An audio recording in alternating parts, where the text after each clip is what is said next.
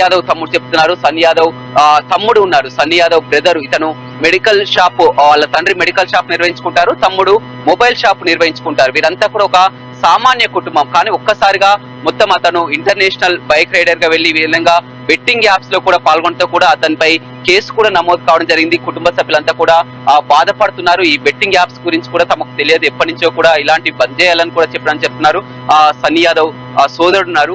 చెప్పండి, సన్నీ యాదవ్ కూడా గతంలో వచ్చినప్పుడు కూడా ఇదే ఇంటిని కూడా చూయించుకుంటూ మొత్తం ఒక సువిశాలమైనటువంటి వంతి, అదేవిధంగా పైకి వెళ్ళినా కానీ వ్యూస్ మొత్తం రూమ్స్ అంతా కూడా ఒక లగ్జరీగా కట్టబోతున్నాం అని కూడా చెప్పడం జరిగింది. ఇప్పుడు అతను బెట్టింగ్ యాప్స్ తో కూడా అతనిపై కేసు కూడా నమోదు కావడం జరిగింది. ఆ బెట్టింగ్ యాప్స్ తో వచ్చినటువంటి మనీ తోటే ఈ విధంగా ఒక 3 అంతస్తుల బిల్డింగ్ కూడా నిర్మించారని కూడా చెప్తున్నటువంటి. బెట్టింగ్ యాప్స్ అయితే మనీ అయితే కానే కాదు. ఈ ఇంటికి మా అన్నకి ఎలాంటి సంబంధం లేదు. ఇది మా డాడీ, మా మమ్మీ వాళ్ళు, మా తాతయ్య వాళ్ళు కష్టపడి కట్టిన ఇల్లు. ఎందుకంటే మా డాడీ మాకు తెలిసి ఒక 25 to 30 years నుంచే మెడికల్ షాప్ రన్ చేస్తుంటాం. అవన్నీ మేము మనీ సేవ్ చేసుకున్న మనీతోనే కడుతున్నాం. ఫ్లోర్ యాడ్ అయింది కూడా విషయం కూడా మా అన్నకి తెలియదు. మా అన్నయ్య లాస్ట్ టైం అప్పుడు వచ్చినప్పుడు ఆ ఫ్లోర్ కూడా లేదు. ఇదంతా అందరూ అనుకునే చేస్తున్నారు మా అన్నయ్య మీద. మొత్తం మీద అతను చిన్నప్పటి నుంచి కూడా ఎలా ఉండేది? అతను మొత్తం నుంచి ప్యాషన్ ఈ విధంగా బైక్ రైడింగ్ అయినా కానీ వెళ్ళాలన్నా కానీ ఎలా ఉండేది? చిన్నప్పటి నుంచి కూడా మా అన్నయ్యకి బైక్ రైడింగ్ అంటే ఇష్టం. అదే ప్యాషన్ తోనే స్టడీ అంతే కంటిన్యూ చేసుకుంటూనే బైక్ కావాలని కొనుక్కొని అతని ఓన్ గా టాలెంట్ గానే తెలుగులో ఎవరు లేరు వీడియోస్ చేయడానికి. నేను కూడా ట్రై చేస్తాను అనుకుంటే చిన్న ట్రై చేసుకుంటా. పల్లెటూరు నుంచి ఆ లెవెల్కి వచ్చే వరకు అందరికి ఇంతవరకు బాగానే ఉంది. ఎందుకంటే ఒక మధ్యతరగతి కుటుంబం ఒక పల్లెటూరు నుంచి వచ్చిండ్రు. మీ అన్నయ్య అతి తక్కువ కాలంలో ఒక 4 million ఫాలోవర్స్, 40 లక్షల ఫాలోవర్స్ కూడా సంపాదించారు.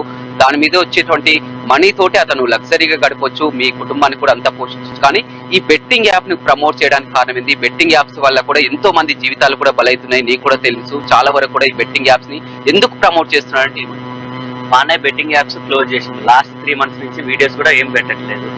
ఈ విషయంలో మేము అందరం కూడా డిస్కస్ చేసుకుని వద్దనే అనుకున్నాం. వీడియోస్ పెట్టకున్నాక కూడా వీళ్ళు కావాలని అన్వేష్ వీళ్ళందరూ టార్గెట్ చేసి ఇప్పుడు వీడియోస్ పెట్టానని కూడా మళ్ళీ లాగుతున్నారు. ఏదో పర్సనల్ గొడవ లెక్క ఉన్నదాన్ని ఈ వీడియోస్ మీదకి లాగుతున్నారు అన్వేష్. మొన్న నానిని కూడా చూడడం జరిగింది, వైజాగ్ లో అరెస్ట్ అయినటువంటి నాని. ఇప్పుడు అన్న మొత్తం మీద ఏంటంటే అంతా కూడా పోలీసులు కూడా దీనిపై ఒక ఛాలెంజ్ గా తీసుకున్నటువంటి పరిస్థితి. ఖచ్చితంగా అతను ఎక్కడున్నా తీసుకొస్తాం. అన్నయ్య నీతో చివరిగా ఎప్పుడు మాట్లాడు? లాస్ట్ టైం ఒక 3 months డాడీతోనే మాట్లాడతాను. ఏం చెప్తావు? ఈ రకరకాల కూడా వార్తలు వస్తున్నాయి మీ అన్నయ్య మీద, ఏం చెప్తాను? అసలు ఇంటికి మా అన్నయ్యకైతే ఎలాంటి సంబంధం లేదు. అందరూ వస్తున్నారు, ఫొటోస్ తీసుకుంటున్నారు, వెళ్తున్నారు. వాళ్ళకి నచ్చింది వాళ్ళు మాట్లాడుతున్నారు. వచ్చి మమ్మల్ని కన్సల్ట్ అవ్వట్లేదు. కనీసం వస్తున్నారు, షాప్ ముందుకు వస్తున్నారు, షాప్ ఫోటో ఇస్తారు. బయస్ అని వాళ్ళ షాప్, బయస్ అని షాప్ ఎందుకు అవుతుంది? మా డాడీ షాప్ అవుతుంది.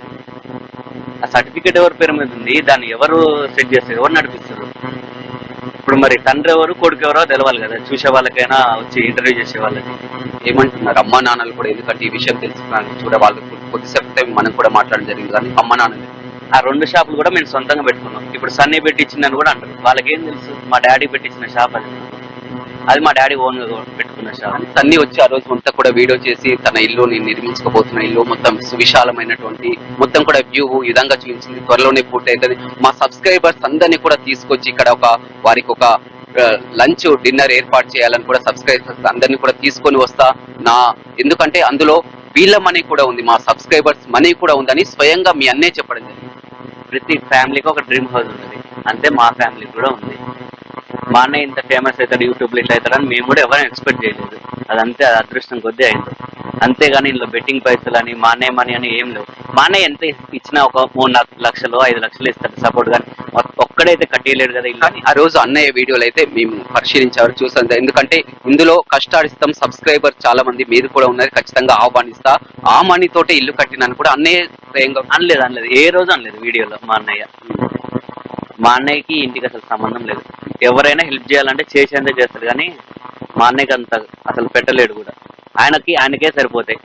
ఇప్పుడు రైడింగ్కి వెళ్ళినప్పుడు ఎంత ఇన్వెస్ట్మెంట్ అయితే, నేను కూడా ఒక రైడ్కి వెళ్ళినా కాబట్టి తెలుస్తుంది దానికి. నువ్వు కూడా వెళ్ళినావు? నేను కూడా ఒక రైడ్ వెళ్ళిన, ఉత్తరాఖండ్ రైడ్కి వెళ్ళినా మా అన్నయ్య తోటి. అప్పుడు ఆ రైడ్కి పోయిన స్ట్రగుల్స్ ఏంది, ఆ నిద్ర ఉండదు, తిండి ఉండదు. కానీ ఇంట్లో ఎప్పుడు అమ్మ నాన్నలు కానీ మీరు కానీ అన్నయ్య తోటి ఎప్పుడు చెప్పలేదా ఇంతవరకు రైడ్స్ వరకు కానీ ఈ బెట్టింగ్ యాప్స్ వల్ల కూడా అంతా కూడా ఇమేజ్ డ్యామేజ్ అవుతుంది అంతా కూడా కేసులు అయితే అని కూడా మీకు ప్రమోషన్స్ ఆపేస్తాను మా అన్నయ్య లాస్ట్ టైం వచ్చినప్పుడే చెప్పిండు, అందుకనే వీడియోస్ కూడా తీయడం ఆపేసిండు. ఒక 3 months నుంచి వర్క్ మీదనే వెళ్తుండు కాబట్టి వీడియోస్ కూడా ఆపేసిండు. వేరే ఏదైనా బిజినెస్ మేము కూడా చూసుకుందాం ఎన్ని రోజులు తిరుగుతాం అట్లా అనుకుంటే మేము కూడా అందరం కూడా ఫ్యామిలీ డిస్కస్ చేసుకుంటాను. ఎందుకంటే మీ ఫ్యామిలీ ఒక మధ్యతరగతి కుటుంబం అయినా కానీ సంతోషంగా బతుకుతున్నది. ఎందుకంటే అమ్మా నాన్నలు మెడికల్ షాప్ లో ఉండి అది ఫుల్గా నడుస్తున్నటువంటి పరిస్థితి, మీరు మొబైల్ షాప్ నిర్వహించుకుంటున్నారు. ఉన్న బైక్ రైడర్ గా ఉంటే ఓకే, కానీ ఈ విధంగా మొత్తం కూడా బెట్టింగ్ యాప్లకు పాల్పడి మొత్తం ఎంతో మంది జీవితాలు కూడా నాశనం అవుతున్నటువంటి పని.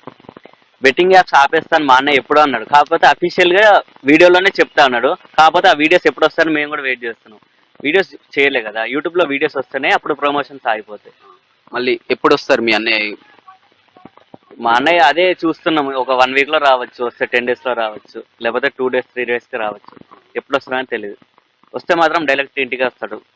ఆయనే వచ్చి వివరణ ఇస్తాడా? ఆయనే వచ్చి ఇంటర్వ్యూ చెప్తాడు, అందరికీ చెప్పేస్తాడు ఏం చివరిగా ఎప్పుడు రావడం జరిగింది?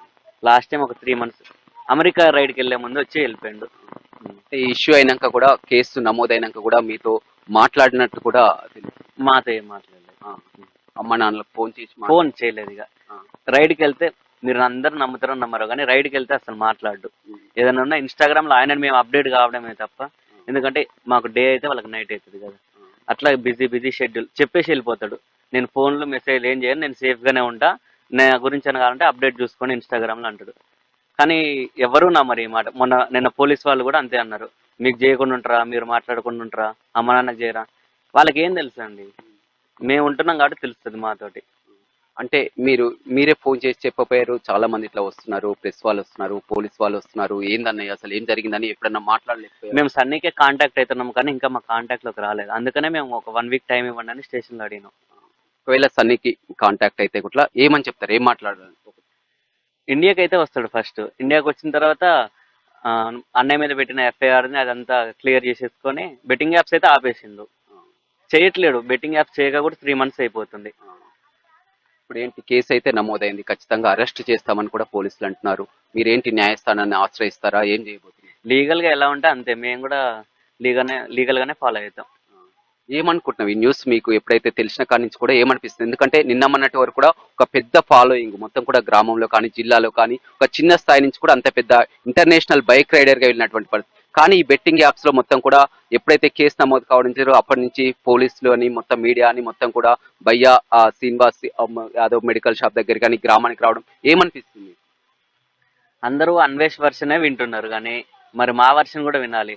అతను ఇండియాకి రావట్లేదు. అతను ఎందుకు రావట్లేదు? అతని మీద కూడా ఎఫ్ఐఆర్ ఉంది. 5 years నుంచి ఇండియాకి రావట్లేదు. ఏనంటే ట్యాక్స్ కడుతున్నా, ట్యాక్స్ కడితే సరిపోదు కదా, ఇండియాకి ఎందుకు రావట్లేదు ఆయన ఎందుకు క్వశ్చన్ చేయట్లేదు అందరూ? ఆయనను కూడా ఒకసారి క్వశ్చన్ చేయాలి, ఇండియాకి ఎందుకు రావట్లేదు, ఫ్యామిలీని దొంగచాటుగా వేరే కంట్రీలో ఎందుకు కలవాలి? ఇందాక మీ నాన్న కూడా ఒక క్వశ్చన్ చెప్పాడు, ఇదంతా కూడా ఒక కుట్ర దాగుంది. ఏంటి కుట్ర? ఎవరు కుట్ర చేస్తారంటూ ఏదండి? ఇప్పుడు మా అన్నయ్య ఎదుగుదల చూడలేక తోటి రైడర్స్ యూట్యూబర్స్ కూడా చేయొచ్చు. ఎందుకంటే మా అన్నయ్య బైక్ ఫీల్డ్ లో ఉన్నాడు, హైదరాబాద్ లో ఉన్నారు బైక్ ఫీల్డర్ చాలా మంది ఉన్నారు బైక్ రైడర్స్. కాకపోతే మా అన్నయ్యకి ఫేమ్ ఎక్కువ వస్తుంది. వాళ్ళందరూ సిటీలో ఉన్నారు, మేము పల్లెటూరు నుంచే వచ్చినాం. కాకపోతే వాళ్ళకంటే ఎక్కువ నేమ్ వస్తుంది. అరే వీడికి ఎక్కువ వస్తుంది, మనం ఇంత లెవెల్లో ఉన్నా మనకి ఎందుకు రావట్లేవు, వ్యూస్ రావట్లేవు. అది ఎవరి టాలెంట్ వాళ్ళది. వే ఆఫ్ టాకింగ్ లో, లేకపోతే మా అన్నయ్య మాట్లాడే విధానం నచ్చిందో, లేకపోతే ఎక్స్ప్లెనేషన్ నచ్చిందో అట్లా చూస్తారు. దానికి వీళ్ళందరూ బైక్ రైడర్స్ వాళ్ళందరూ యూట్యూబర్స్ అందరూ ఒకటై ఇట్లా టార్గెట్ చేసినట్టు అనిపిస్తుంది. మళ్ళీ ఇమ్రాన్ అన్న మీద కూడా ఒకటి పెట్టిర్రు, 20 కోట్ల స్కామ్ అన్నాడు. వాడు అక్కడెక్కడో ఉన్నోడికి ఇమ్రాన్ అన్న 20 కోట్ల స్కామ్ చేసిందని వీడికి ఎట్లా తెలుసు? వీడు మనుషుల్ని పెట్టిండా? మీ అన్నది 30 కోట్ల స్కామ్ అనేది. అదే మా అన్నది 30 కోట్ల స్కామ్ అన్నాడు, అన్నది 20 అన్నాడు. మరి ఇంకా రేపు 10 అంటాడు ఇంకెవరినన్నా. వాడు చెప్పిన వర్షన్ అంతా ఓకే అంటున్నారు. మరి వాడు చెప్పింది కరెక్టా కాదా అని అదొకటి ఎంక్వైరీ కమిషన్ వేసి చూడాలి. వాడి నోటికి ఏది వస్తే అది చెప్తుండు, వాడు ఇంత చేసిండు అంత చేసిండు అని. వాడు మరి యూత్ ని ఏం సాధిస్తుండు? నేను ఆ అమ్మాయిని తీసుకొని పోయినా, ఈ అమ్మాయిని తీసుకొని పోయినా, దానివల్ల యూత్ మంచిగా అవుతారు. బైక్ రైడింగ్ చేసి ఏదో ప్రమోషన్ చేసిండు, అది అయిపోయింది. మరి వీడు చేసి అన్ని గలీజ్ పనులే కదా. హోటల్కి తీసుకుపోయినా పాప బాగుందంటాడు, వీడియోస్లలో గలీజ్ చేస్తాడు. మరి వాడు చేసేది కరెక్టా? మీరు కూడా ఒకసారి ఛానల్స్ వాళ్ళైనా సరే, పోలీస్ వాళ్ళైనా సరే, వాని వర్షన్ లో కూడా చూడండి వాడు ఎన్ని మిస్టేక్ చేస్తుండు. అనేది ప్రమోషన్ ఒక్కటే మిస్టేక్ అంటున్నారు. సరే ఆ ప్రమోషన్ అయిపోతే ఏ మిస్టేక్ లేనట్టే కదా. నార్మల్ గా రైడింగ్ చేసుకోవచ్చు. మరి వాడెందుకు రావట్లేదు ఇండియాకి? వాడి మీద ఎఫ్ఐఆర్ ఉన్నాయి. వైజాగ్ లో వాడి మీద కేసు అయింది, అది ఎఫ్ఐఆర్ అయింది. వాడికి పెళ్లి అయింది, డైవర్స్ అయింది. ఈ విషయాలు ఎవరు బయటికి పడలేదు. వైఎస్ సన్నీ యాదవ్ ఒక మంచి పొజిషన్ కి వచ్చారు, మంచిగా సెటిల్ అయ్యారు. కానీ మీరు చూస్తుంటే ఎందుకంటే మొత్తం కూడా ఆ మెడికల్ షాప్ తో అమ్మా నాన్న, మీరు మొబైల్ షాప్ తో, కానీ ఆ డబ్బులన్నీ కూడా మరి మీకు ఏదైనా వద్దని కానీ మీరు కూడా సంతోషంగా ఉండాలని ఎప్పుడు అన్న మీకు చెప్పాలి? మమ్మల్ని ఎప్పుడు అట్లా ఏం ఇబ్బంది పెట్టడు. ఎందుకు ఆయన సంపాదిస్తున్నారు కదా, ఎందుకు మీకు ఇంత బాధ? నీకు మొబైల్ షాప్ ఏంది ఇదేంది అన్ని కూడా నేను నా ఇష్టంగానే పెట్టుకున్నా బిజినెస్. ఎందుకంటే ఇప్పుడు మా అన్నయ్య మీద నేను ఆధారపడద్దు కదా. ఇప్పుడు నాకంటూ ఒక తెలివి ఉండాలి, నేను ఓన్ గా బిజినెస్ చేసుకోవాలి. అన్నయ్య డబ్బులతో నేను ఎంతసేపు ఉండాలి? ఆయన హెల్ప్ చేస్తాడు, చేసేంతే చేస్తాడు ఎవరికైనా కదా. కానీ ఇప్పుడు అన్నయ్య అదేవిధంగా ఈ బెట్టింగ్ ప్రమోటర్స్ ఎవరైతే ఉన్నారో వాళ్ళంతా కూడా కొన్ని జీవితాలు నాశనం అయ్యి సూసైడ్ చేసుకొని కూడా మొత్తం లక్షలు కోట్ల రూపాయలు కూడా పోగొట్టుకున్నారు. చాలా మంది అలా ఉన్నటువంటి పరిస్థితి, బాధితులు ఉన్నారు, బయటికి రాలేకపోతున్నారు. కానీ వారికి నువ్వేం చెప్తావు? మా అన్నయ్య ప్రమోషన్స్ వల్లనే సూసైడ్ చేసుకున్న వాళ్ళు అయితే ఎవరు లేరన్న. ఎందుకంటే ఓన్లీ మా అన్నయ్య బైక్ రైడింగ్ ఫీల్డే కాదు, యూట్యూబ్ లో ఎన్నో రకాల యూట్యూబర్స్ వీడియోస్ చేస్తారు.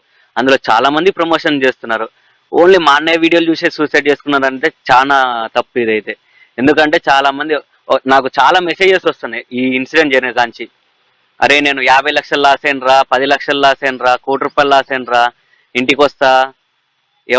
నిజం కాదు ఇదంతా. ఎవడన్నా తెలివి ఉన్నోడైతే ₹1000, ₹2,000 లాస్ అయితే ఏమనుకుంటామన్నా? మిడిల్ క్లాస్ వాడైతే సరే, ఒకటి హై రేంజ్ 50,000 పోయినాయి, ఏమనుకుంటా? మరి ఇది ఎట్లా తేడా కొడుతుందిరా, అవసరం లేదురా, ఉన్నాయి కూడా పోతాయి అనుకుంటారు. ఎవడన్నా 5 లక్షలు 10 లక్షల వరకు వేస్తాడు అన్న. అంటే అన్నయ్యకు ఉన్నటువంటి ఇన్ఫ్లుయెన్స్ అలాగే, ఎందుకంటే ఆయన ప్రతిది కూడా ఫాలో అవుతారు కాబట్టి ఒక 40 లక్షల మంది సబ్స్క్రైబర్ పార్టీ. ఆయన కూడా కొన్ని వీడియోస్ చూడండి, ఒక మొబైల్ కొనడానికి వెళ్ళాడు, ఆ 1,90,000 అన్నారు, తన దగ్గర 90,000 ఉన్నారు. ఇప్పుడు విత్ ఇన్ సెకండ్స్ లో కూడా మీకు ₹1,00,000 వస్తున్నాయి చూడండి అని కూడా అన్న చేసినటువంటి ప్రమోషన్ కి చాలా వరకు కూడా ఆశ పుడుతుంది కదా. అదే ఆ వీడియో వల్లనే ఇప్పుడు ఇదంతా ఇంత వైరల్ చేసినారు. అదే ఆ మెయిన్ వీడియో. మరి అదంతా బెట్టింగ్ యాప్ ని ప్రమోట్ చేయడమే కదా. అంటే ప్రమోట్ చేసిండ్రన్న, ఓకే. ఇప్పుడు అది ఎట్లా అంటే జాక్పాట్ అన్నట్టు, అది అయితే అవుతుంది, పోతే పోతుంది. అందుకని ఇప్పుడు ప్రమోషన్ చేస్తుండు, కానీ ఖచ్చితంగా మీరు ఆడాలి, ఆడితేనే నా వీడియోస్ చూడాలి. అన్న బెట్టింగ్ ప్రమోట్ చేస్తారు, అది ఆడడం ఆడకపోవడం మీ ఇష్టం అంటారు, అంతే అంటారు. కానీ అన్న అయితే బెట్టింగ్ యాప్ చేస్తా, ప్రమోట్ చేస్తా. ప్రమోషన్ చేసిండు కదన్న, ఎప్పటి నుంచో చేస్తుండు, ప్రమోషన్ చేసిండు. కానీ మా అన్నయ్య ఖచ్చితంగా ఆడాలని చెప్పలేదు. ప్రమోషన్స్ కూడా ఆల్రెడీ 3 months నుంచి బంద్ చేసిండు. అంతకుముందు ఆ 3 months బిఫోర్ అయినా సరే ఆడండి, పక్క ఆడకుంటే నా వీడియోస్ చూడొద్దని ఏ రోజు ఎవరిని అనడు.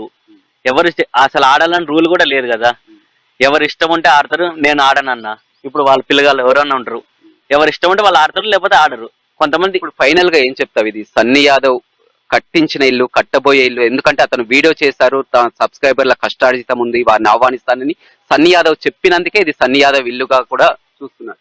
వీడియోలో మా అన్న ఏం చెప్పినంటే ఇది మా ఇల్లు అన్నాడు. మా అంటే మేము ఫ్యామిలీ, నేను మా మమ్మీ మా డాడీ అందరం కలుస్తాం. నా సొంత ఇల్లు నేను సొంతంగా కట్టిస్తున్నాను ఏ రోజు అనలేదు. మేము అందరం కలిసి మా ఫ్యామిలీతో మేము కట్టించుకుంటాం. మా డాడీ మీ అందరం, మా డ్రీమ్ హౌస్ ఇది. సరే, చివరిగా బిగ్ టీవీ ద్వారా మొత్తం మీ అన్నయ్య పైన కేసు కానీ ఏం చెప్పదలుచుకున్నారు ఇక దీనికి ఫుల్ స్టాప్ పెట్టడానికి? ఈ ఇల్లు అయితే మా అన్నయ్యది కాదు, ఇది మా ఇల్లు, సొంతంగా కట్టుకున్న ఇల్లు. కావాలంటే మీరు మన రిజిస్ట్రేషన్ ఆఫీస్ లో సూర్యాపేటలో కూడా వెళ్ళి చూడండి ఎవరి పేరు మీద ఉందో.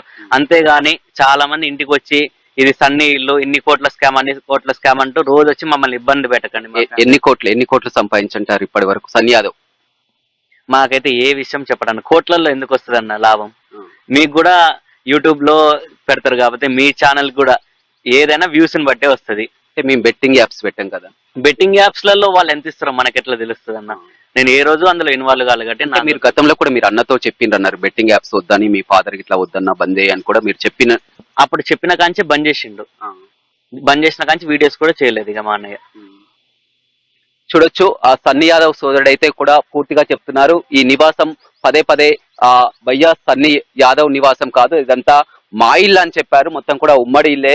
ఆ మెడికల్ షాప్ నిర్వహించుకుంటూ వారు కష్టపడుతున్నారు, మొబైల్ షాప్ తో తమ్ముడు కష్టపడుతున్నారు, ఎలాంటి సంబంధం లేదంటున్నారు. కానీ ఏదేమైనప్పటికీ కూడా ఇటీవలను అతను చాలా తక్కువ గ్రామానికి రావడం కూడా చాలా తక్కువ, 4 నెలల క్రితం వచ్చి వెళ్ళాడు తప్ప మళ్ళీ రాలేదు. ఖచ్చితంగా ఇప్పుడు అయినటువంటి కేసులను కూడా ఎదుర్కొంటాం, న్యాయ పోరాటం చేస్తాం, కావాలని కొంతమంది కుట్ర కూడా ఇందులో దాగి ఉందని చెప్తున్నారు. తల్లిదండ్రులు మాత్రం పూర్తిగా ఎప్పుడైతే సుమోటోగా కేసు నమోదు చేశారో అప్పటి నుంచి కూడా కుమిలిపోతున్నటువంటి పరిస్థితి, బయటికి మాట్లాడలేనటువంటి పరిస్థితి. ఇప్పుడు పూర్తిగా సన్నీ యాదవ్ తమ్ముడు కూడా బిగ్ టీవీతో ఎక్స్క్లూజివ్ గా మారడానికి తన అన్న గురించి చెప్పే విషయాలు మనతో షేర్ చేసుకోవడానికి చూస్తున్నారు. ప్రస్తుతం మాత్రం కన్స్ట్రక్షన్ మనం చూస్తున్నాం.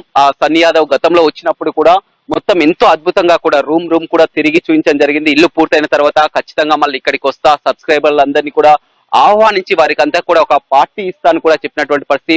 పోలీసులు మాత్రం ఈ కేసును సీరియస్ గా తీసుకున్నారు. కొద్దిసేపు క్రితమే ఎస్పీ కూడా మాట్లాడుతూ ఖచ్చితంగా ఒక ప్రత్యేక టీం ని ఏర్పాటు చేస్తాం, ఇంటర్పోల్ సాయం కూడా తీసుకుంటాం, ఎందుకంటే అతను దేశ విదేశాల్లో ఉన్నారు కాబట్టి ఇంటర్పోల్ సాయం కూడా తీసుకొని ఖచ్చితంగా అతన్ని ఇండియాకు రప్పిస్తాం, ఖచ్చితంగా అరెస్ట్ చేస్తామని కూడా ఎస్పీ చెప్పినటువంటి పరిస్థితి అయితే మనం చూడడం జరిగింది.